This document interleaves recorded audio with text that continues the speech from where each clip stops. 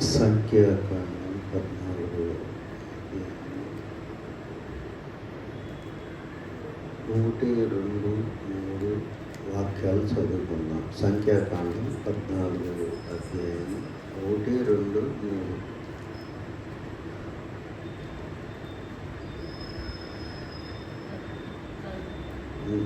అప్పుడు ఆ సర్వ సమాజము ఎలుగెత్తి కేకలు వేసింది. ప్రజలు ఆ రాత్రి ఎలుగెత్తి ఏడ్చిరి. మరియు ఇశ్రాయేలీయులందరూ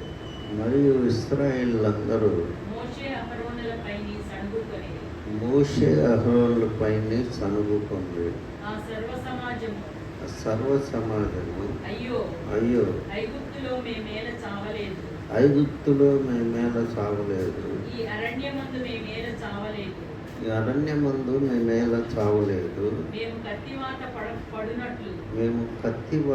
పడినట్లు యెహోవా మమ్మును ఈ దేశంలోనికి ఏల తీసుకొని వచ్చెను.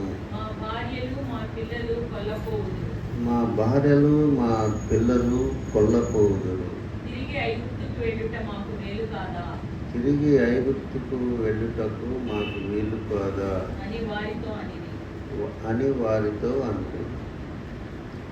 ప్రార్థన చేసుకున్నాం. పరిశుద్ధుడైన దేవా, కృప కలిగిన ప్రభువా, ఈ ఘనమైన గొప్ప నామానికి వేలాది స్తుతులు చెల్లిస్తున్నాను.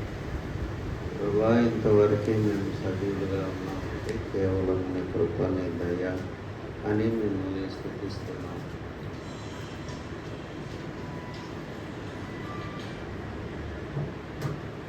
మా ప్రభువా, మా దేవా, ఈ యొక్క మీటింగ్ని మీరు ఆశీర్వదించండి.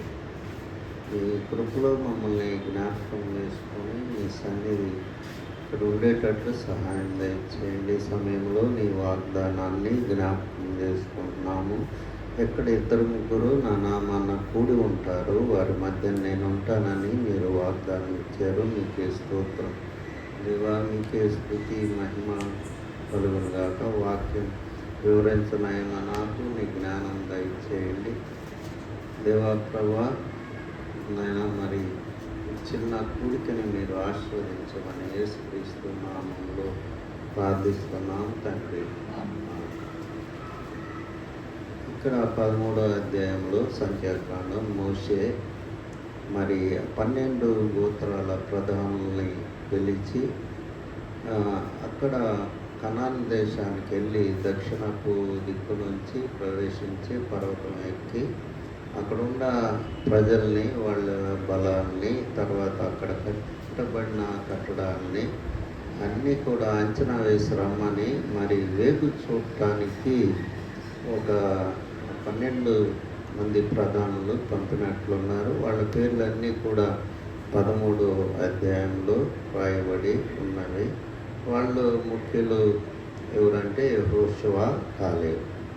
అయితే వాళ్ళు చూసిన తర్వాత మరి ఒక ద్రాక్ష గెలని దాన్ని నరికి మరి భుజాల మీద కావిడిలాగా కట్టుకొని తీసుకొచ్చినట్లు కూడా అక్కడ ఉంటుంది. అక్కడ పండే పంటలు ఎంత శ్రేష్టమో, అది నిజంగా పాలు తేనెలు ప్రవహించు దేశంగా మరి వాళ్ళు చెప్పారు. అక్కడ అనాకీయులు అని రెఫాదీయుల వంశం వాళ్ళు ఉన్నారు. వాళ్ళు ఉన్నత దేశులు. వాళ్ళ ముందు మేము మిడతల్లాగా కనపడుతున్నాము, మేము వారిని గెలవలేమని ఆ పోయిన 12 మందిలో 10 మంది చెప్పి మరి ఆ 10 మంది వచ్చి మిగతా సమాజానికి చెప్పంగానే మరి మొత్తం కూడా మరి మనిషి చనిపోయినట్టు ఏడ్చారు. ఏడ్చినప్పుడు ఒక కాలేబు, యెహోషువ ఏం చెప్పారంటే వాళ్ళని మనం గెలవగలము, మనకి సాధ్యమే అని చెప్పారన్నమాట. కాబట్టి మరి దేవుని ఉద్దేశం ఏంటంటే వీళ్ళని 19వ నిర్గమకాండం 19వ అధ్యాయము 6వ వాక్యంలో అక్కడ దేవుని ఉద్దేశం ఇశ్రాయేలు పట్ల మరి మనకి కనపడుతుంది. చదవండి. సమస్త భూమియు భూమియు నాదే కదా. సమస్త భూమియు నాదే కదా. మీరు నాకు యాజక రూపమైన రాజ్యముగాను, మీరు నాకు యాజక రూపమైన రాజ్యంగాను, పరిశుద్ధమైన జనముగాను ఉందురని చెప్పుము. పరిశుద్ధమైన జనముగాని గాను ఉందురని చెప్పుము. నీవు ఇశ్రాయేలీయులతో పలకవలసిన మాటలు ఇవే అని చెప్పగా, నీవు ఇశ్రాయేలుతో పలకవలసిన మాటలు ఇవే అని చెప్పగా. కాబట్టి దేవుని ఉద్దేశం ఏంటంటే ఒక యాజక రూపమైన రాజ్యంగాను పరిశుద్ధ జనంగాను చేయాలని వాళ్ళని, అంటే దేవుని యొక్క ఆలోచనలో వాళ్ళు ఇశ్రాయేలు అనేవాళ్ళు మరి నా తోట, నా ద్రాక్ష తోట అని చెప్తాడు, మరి నా కన్యక అంటాడు, రకరకాలుగా వాళ్ళని అభివర్ణిస్తాడు. ఇశ్రాయేల్ని నేను ఎట్లా విడిచిపెట్టాలంటాడు, ఇశ్రాయేల్ను నా స్వాస్థ్యం అంటాడు. మరి ఇంతగా దేవుడు మరి ఇశ్రాయేల్ని ఒక సంఘంగా కూడా మనం చెప్పుకోవచ్చు, ఒక కన్యక. మరి దేవుడు మరి వాళ్ళని ఎంతగా ప్రేమిస్తున్నాడో ఇర్మియా 3వ అధ్యాయంలో చెప్తాడు. మరి మీరు ఎక్కడ పడితే అక్కడ వ్యభిచారం చేస్తున్నారు, అయినా కానీ మిమ్మల్ని నేను చేర్చుకోవడానికి సిద్ధంగా ఉన్నానని చెప్తాడు. ఆ విధంగా దేవుడు మరి వాళ్ళని ఎంతో ప్రేమించి వాళ్ళని ఎందుకు 40 సంవత్సరాలు పట్టిందనే కూడా చెప్తాడు. మనం ద్వితీయోపదేశకాండం 8వ అధ్యాయంలో చూస్తే 40 సంవత్సరాలు పట్టడానికి కారణం కూడా దేవుడు చెప్తాడు. ద్వితీయోపదేశకాండం 8వ అధ్యాయం 2 నుంచి మనం చూస్తే, మరియు నీవు ఆయన ఆజ్ఞలను గైకొందువో లేదో, నీవు ఆయన ఆజ్ఞలను గైకొందువో లేదో, నిన్ను శోధించి నీ హృదయంలో ఉన్నది తెలుసుకొనుటకు, నిన్ను శోధించి నీ హృదయంలో ఉన్నది తెలుసుకొనుటకు,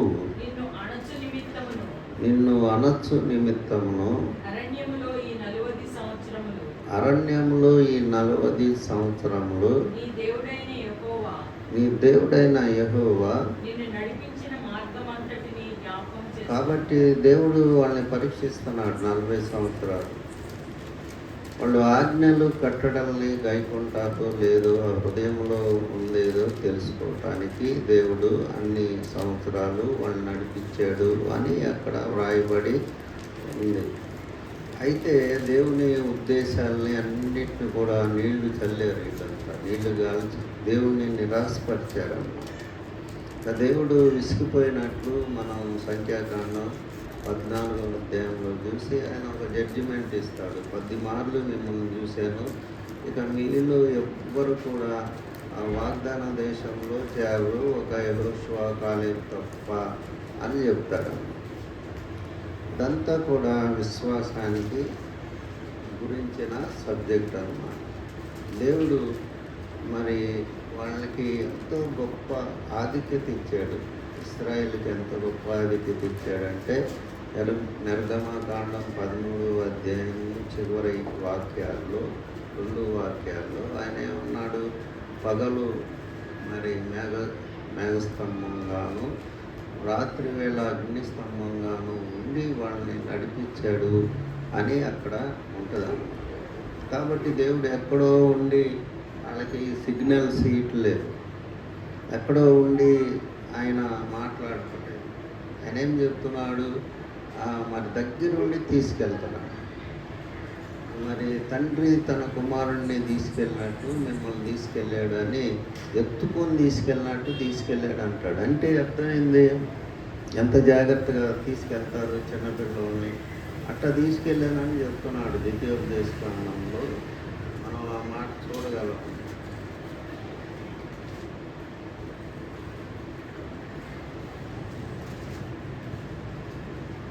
ద్వితీయోపదేశకాండము 1వ అధ్యాయంలో ఇదే మ్యాటర్ ఉంటుంది. మోషే చెప్తూ ఉంటాడు, మిమ్మల్ని పంపించాడు 12 మందిని వేగుదానికి, మీరు మరి సనుక్కున్నారు, అమోరీయుల్ని వాళ్ళని చూసి గెలవలేమనుకున్నారు, అది దాన్ని చెప్తా 31 చివర. 31. 31 చివర మాట. మీరు ఈ చోటుకి చేరువరు. మీరు వచ్చిన మార్గం అంతటిలో మీరు వచ్చిన మార్గం అంతట్లో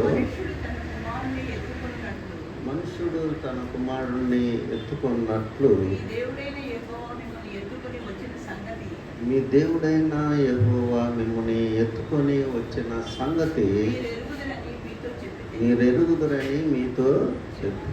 కాబట్టి దేవుడు అంతా చెప్తున్నాడు. మళ్ళీ అక్కడ ఇక్కడ ఉండాలి రిపీట్ చేస్తున్నాడు. సంఖ్యాకాండం 13 అధ్యాయంలో ఉన్నదంతా కూడా వెనక వాక్య భాగాల్లో ఉంటుందన్నమాట. కానీ దేవుడు మిమ్మల్ని పిల్లోడిని ఎట్లా ఎత్తుకొని వచ్చాడో, పిల్లలు కాదు యాక్చువల్గా మూర్ఖులు సనుక్కున్నారు. చాలాసార్లు మోషేని అహరోన్ మీద రాళ్ళు రుబ్బుదాం అనుకున్నారు, వాళ్ళని చంపుదాం అనుకున్నారు. మళ్ళీ అక్కడ 14వ అధ్యాయం నిర్గమకాండం 12వ వాక్యంలో కూడా ఐగుప్తీలో మాకు సమాధులు లేవని ఇక్కడ తెచ్చావని ఫరో రాజు వెనక్కి వస్తే వాళ్ళ మీద బాగా దూషణ మాటలన్నారు. మోషే అహరోన్ని అని ఎన్ని మాటలన్నా కానీ దేవుడు వాళ్ళని చంటి పిల్లోడు కనుక మనకి కొడితే మొహం మీద కొడతారు, కొంతమంది ఎత్తుకున్నప్పుడు తప్పమని కొడతారు. దేవుడు కూడా అట్లాగే వాళ్ళు చిన్న పిల్లల్లాగా దేవుడు భావించి వాళ్ళని అట్లాగా తీసుకొచ్చి అంత ప్రేమ అన్నమాట ఇశ్రాయేల్ అంటే దేవుడికి. వాళ్ళకి ఎంత జ్ఞానం ఇచ్చాడంటే ఇప్పుడు కూడా ఎవరు చెప్పుకున్నా కానీ ఇశ్రాయేల్ గురించే చెప్పుకుంటారు. ప్రపంచంలో ఏ జాతి చెప్పుకున్నా వాళ్ళకి ఇచ్చిన జ్ఞానము సైంటిస్టులు అందరూ వాళ్ళు. కాబట్టి దేవుడు వాళ్ళని ఇప్పటికీ ప్రేమిస్తున్నాడు. అప్పటికీ ప్రేమించాడు, ఇప్పటికీ వాళ్ళని ప్రేమిస్తాడు. వాళ్ళు నమ్మకపోయినా ప్రేమిస్తాడు. కాబట్టి మనకి హెబ్రీయులకి గ్రంథకర్త 3వ అధ్యాయం 18వ వాక్యంలో అక్కడ ఒక మాట రాయబడింది. అవిశ్వాసం వల్లనే మీరు విశ్రాంతి దినములో విశ్రాంతి ప్రదేశంలో మీరు చేరలేకపోయారని ఉంటుంది. చదవన్నది హెబ్రీయులకు రాసిన పత్రిక 3వ అధ్యాయం 18వ వాక్యం 19. కాగా అవిశ్వాసం చేతనే వారు ప్రవేశింపలేకపోయారని గ్రహించుతున్నాము. కాబట్టి వాళ్ళు వెళ్ళకపోవడానికి కారణం ఏంటంటే కనాను దేశానికి అవిశ్వాసం చేత వాళ్ళని దేవుడు నమ్మట్లా. మనం కూడా అదే పరిస్థితి అన్నమాట. మనం ఇశ్రాయేలు గురించి చెప్పుకున్నాం, మన గురించి మర్చిపోతాం. దేవుడు మన జీవితాల్లో అనేక కార్యాలు చేస్తాడు. నేనున్నానని మనకి ఆత్మ ద్వారా చెప్తూ ఉంటాడు. మనం మన్నాపాయాల్లో యాక్సిడెంట్లో ఉదాహరణకి నేనున్నాను. అనేక యాక్సిడెంట్లు జనాలు చనిపోయాడని పరిగెత్తుకుంటూ వచ్చిన యాక్సిడెంట్లు కూడా నాకున్నాయి. అప్పుడు నాకు అర్థమవుతుంది దేవుడు నన్ను బతికిచ్చాడని. అట్లాగే మన ప్రతి ఒక్కళ్ళ జీవితంలో ఇలాంటి సంఘటనలు ఎన్నో ఉంటాయి. మన పిల్లల్ని కానీ మన కానీ దేవుడు ఎన్నో చేసిన మేళ్ళు ఎన్నో అన్నాడు, దానికి లెక్కలేదు. అయితే మనం దేవుణ్ణి గాబరా పడిపోతాం చిన్న విషయంలో. మమ్మ కూడా ఎప్పుడన్నా కొద్దిగా నాకు గుండె దడగా ఉందా అని గబాగబా వచ్చింది. ఏం లేదు, ఆడ ఇప్పటికీ ఒక 50 సార్లు వచ్చింది. ఒక్కసారి కూడా ఏమీ కాలేదు. ఈ ఎదుటోళ్ళని డిస్టర్బ్ చేయటం కానీ వాళ్ళకి ఏమి ఉండదన్నమాట. ఎందుకు? అవిశ్వాసం కారణం ఒకటే ఒక కారణం. మనం దేవుణ్ణి నమ్ముకున్న వాళ్ళం మరి మనం ఎంతో భయపడకూడదు. అంటే భయపడాల్సిన సమయంలో ఖచ్చితంగా భయపడతాము.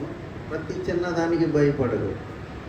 జలుబు చేస్తే పరిగెత్తారు హాస్పిటల్కి, హ్యాండ్ కట్టి పెట్టుకుని డాక్టర్ దగ్గరికి వెళ్ళి డాక్టర్ గారు గాలాడతలేదు ఇదని ఎంతో చిన్న రెమెడీస్ ఉంటాయి. దానికి ఏదో కషాయం దాచుకొని తాగినా కానీ అది పోతుంది. మరి ఎట్లాగా మనం గాబరా పడ్డామంటే మనం కూడా అవిశ్వాసుల కంటే ఘోరమైన వాళ్ళం అన్నమాట. మరి 95వ కీర్తన 10వ వాక్యంలో 40 ఏళ్ల కాలము ఆ తరము వారి వల్ల నేను విసిగి వారి హృదయమున తప్పిపోవు ప్రజలు వారు నా మార్గములు తెలుసుకొనలేదని అనుకుంటుని. కావున నేను కోపించి వీరెన్నడూ నా విశ్రాంతిలో ప్రవేశింపకూడదని ప్రమాణం చేసి ఉన్నాను. కాబట్టి మరి ఒకసారి వాక్యం చదివినప్పుడు ఇశ్రాయేల్ అందరూ నరకానికి వెళ్తారా అని అనిపించుద్ది. కానీ విశ్రాంతి అంటే మరి టాప్ ప్లేస్ తీయడం, ఎక్కడో చివరి బెంచీలో కూర్చోండి అని అంటాడేమో మనకు తెలియదు. ఖచ్చితంగా చెప్పలేము కొన్ని విషయాలు. ఈ వాక్యం చదివినప్పుడు ఒక్కోసారి అట్లాగే అనిపిస్తుంది. వారు ఎన్నడూ నా విశ్రాంతిలో ప్రమాణం చేసి తినాలని చెప్తారు దేవుడు. అంతగా విసిగిచ్చారన్నమాట. ఎంతగా విసిగిచ్చారో చెప్పడానికి లేదు. మాంసం లేదన్నారు, నీళ్ళు లేవు అన్నారు. తర్వాత ఒక చోట 16 సంఖ్యాకాండం 16 అధ్యాయంలో మరి కోరాహు వీళ్ళందరూ ఆయన మీద తిరగబడి ఒక 200 మందితో మోషే నువ్వునా పరిశుద్ధుడివి, మేము కూడా పరిశుద్ధులమే, ఈ సమాజంలో ఉన్న వాళ్ళందరూ కూడా పరిశుద్ధులని వాళ్ళ మీద తిరగబడి దేవుడు పక్క నుండి ఆశ్చర్యకార్యాలు అద్భుత కార్యాలు చేస్తూ ఉన్నాడు. ఓ పక్కన వీళ్ళు అవిశ్వాసంతో మరి దేవుడిని ఎంతో హింస పెడుతున్నారు. మనం కూడా అంతే అనేది నేను ఇవన్నీ కూడా చెప్తున్నాం. వాళ్ళు ఇశ్రాయేల్ గురించి మనం చెప్తున్నాం, కానీ మనం కూడా అంతే. దేవుడిని ఎప్పుడు కూడా నమ్మం అన్నమాట. ప్రతి చిన్నదానికి మనుషులు సలహాలను అడగటం. కొంతమంది అయితే మరి అటు ఇటు కొంతమంది వాస్తువుల దగ్గరికి, వాళ్ళ దగ్గరికి, వీళ్ళ దగ్గరికి కూడా క్రైస్తవులు వెళ్ళేవాళ్ళు ఉన్నారన్నమాట. కాబట్టి మనము సజీవుడైన దేవుణ్ణి బిడ్డలమని చీకట్లో నుండి ఆశ్చర్యకరమైన వెలుగులోనికి పిలిచిన వాని గుణాశయం ప్రచురించు నిమిత్తం ఏర్పరచబడిన వంశం, రాజులైన యాజక సమూహం, పరిశుద్ధ జనం, దేవుని సొత్తైన ప్రజలం. మన ఆత్మ రక్షింపబడింది కాబట్టి మనం ప్రతి చిన్నదానికి సనుక్కోకూడదు, గొనుక్కోకూడదు. అసలైంది దేవుడు ఇచ్చాడు. అసలైంది ఏంది? రక్షణ అనేది దేవుడు మనకిచ్చాడు. ఇవ్వాల్సిందంతా మనకి ఆయన రక్తం దారపోసి మనకిచ్చాడు. మనం చిన్న చిన్న విషయాల్లో ఫెయిల్యూర్ అయితే దేవుడి మీద రాళ్ళు వేస్తూ ఉంటాం. అసలు ఎందుకు పుట్టించామని మనం చాలామంది తల్లిదండ్రుల్ని ప్రశ్న వేస్తారు. నువ్వు ఎందుకు పుట్టించావు మమ్మల్ని? పోషించలేనాడు. ఆడికి చూడు వాళ్ళ నాన్న మరి బైక్ కొనిచ్చాడు, ఆడు చూడు కారు కొనిచ్చాడు, నువ్వెందుకు మమ్మల్ని కన్నావు, సామర్థ్యం లేనాడు, అది ఇదని అంటారా. మనిషి స్వభావము చాలా నీచమైందని ఒక్కొక్కప్పుడు అర్థమవుతుంది. అయితే క్రైస్తవులైనా మనం అట్లా ఉండకుండా నిదానంగా మనం ఫస్ట్ దేవుడికి చెప్పుకోవాలి. ఏదైనా జబ్బు వచ్చినా ఏదొచ్చినా ఒక 5 నిమిషాలు 10 నిమిషాలు ప్రార్థన చేసుకుని డాక్టర్ దగ్గరికి వెళ్ళొచ్చు, తప్పు లేదు. దేవుడు ఉన్నాడు. మన దేవుడు సజీవుడైన దేవుడు, మన దేవుడు చూచున్న దేవుడు, మన దేవుడు మరి ఆపత్కాలంలో నమ్మదగిన దేవుడు. ఇన్ని వాగ్దానాలు మనం ఉంటే మనం ప్రభుత్వనే మర్చిపోయి కంగారు పడి దేవుని మీద అపనమ్మకాన్ని మనం చూపెడతా ఉంటామన్నమాట. కాబట్టి మరి ఇక్కడ ఇశ్రాయేలులో 14వ అధ్యాయం 6వ వాక్యం సంఖ్యాకాండం.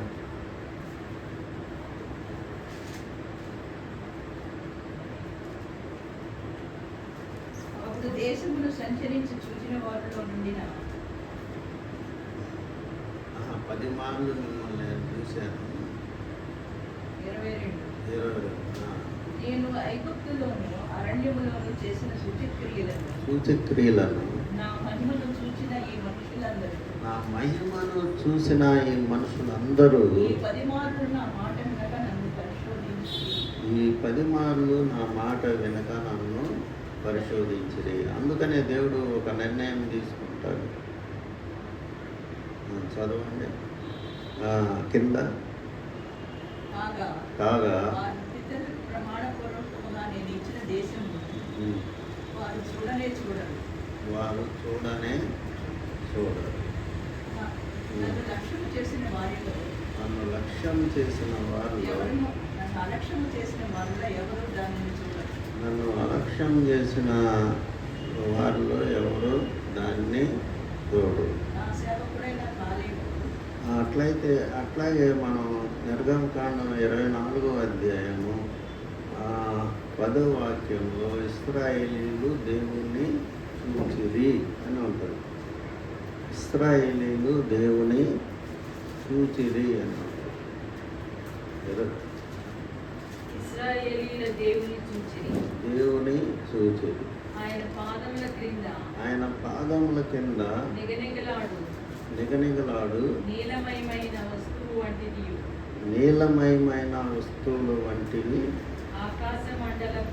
ఆకాశ మండలపు తేజము వంటివి ఉండేవి. ఇంకో చోట కూడా ఈ నిర్గమకాండంలో ఇశ్రాయేలు దేవుణ్ణి చూసేదని ఉంటుంది. ఇంకో చోట ఏముంటుందంటే ఆయన స్వరం మోషే అందరినీ దేవుడు ఒక పర్వతం దగ్గరికి రమ్మని మోషేని ఒక్కడనే పర్వతం మీదకి పైకి ఎక్కమంటాడు.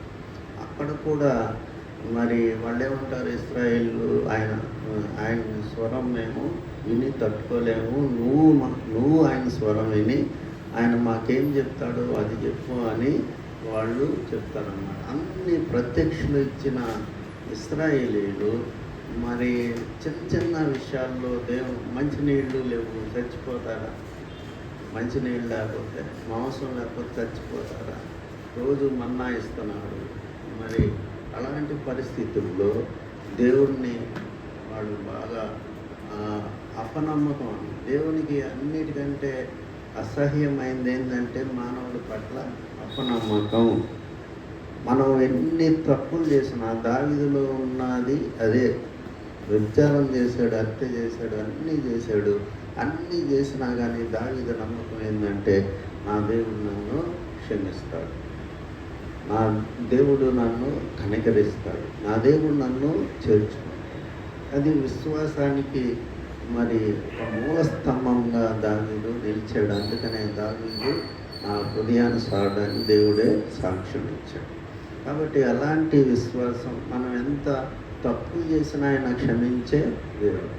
మన నీతి కార్యాలను బట్టి మనం ఎన్నడూ పరలోకం చేరము, కానీ మరి ఆయన ఎందు విశ్వాసము తర్వాత కృప ద్వారే మనం పరలోక రాజ్యం చేరతాం. కాబట్టి ఒక భయంకరమైన హంతకులు, వ్యభిచారులు పరలోక రాజ్యం చేరచ్చు, కానీ శాస్త్రులు, పరిచయులు అంటే స్వనీత పరులు పరలోక రాజ్యం చేరని యేసుప్రభు చెప్పాడు. మీకంటే ముందు వేశ్యలు, సుంకర్లు పరలోక రాజ్యం చేస్తారని యేసుప్రభువే చెప్పాడు. కాబట్టి మరి ఎంత మనం తప్పులు చేయటం అనేది మన స్వభావం, తప్పులు క్షమించడం అనేది దేవుని స్వభావం. కాబట్టి ఈ సంగతి తెలుసుకొని మనం ఎప్పుడు కూడా దేవుని వైపు చూసి ఆయన మీద నమ్మకం పెట్టుకోవాలన్నమాట. అప్పుడు మనం ప్రతి విషయంలో కూడా జయం పొందుతాం. ప్రార్థన చేస్తాం.